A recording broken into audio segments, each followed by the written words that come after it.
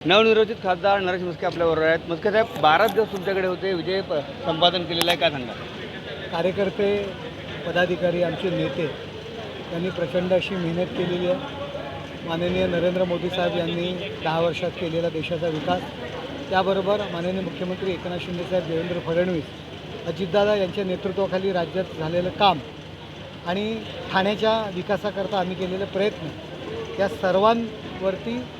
सर्वांवरती प्रभावित होऊन मतदारांनी माझी निवड केलेली. सर, यापूर्वीचे खासदार ते 10 वर्ष खासदार 2 वेळा त्यांनी निवडून आले होते, त्यांचं काम देखील होतं. काय सांगल्या संदर्भात की कशा प्रकारे कार्यकर्त्यांनी मेहनत केली? काम असतं तर निवडून आले असते.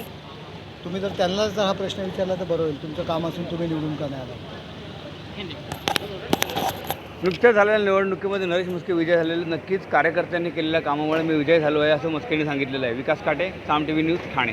भरभरून लोकांनी एनडीएला आपला पाठिंबा व्यक्त केला आणि जी 400 पारची जी घोषणा होती ती आता पूर्णतेला जाताना दिसते.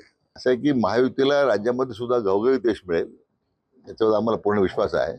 आपण नगरची मोठ्या मतधिक्याने जिंकणार आहोत, त्याच्याबद्दल माझ्या मनात काही संदेह नाही आहे.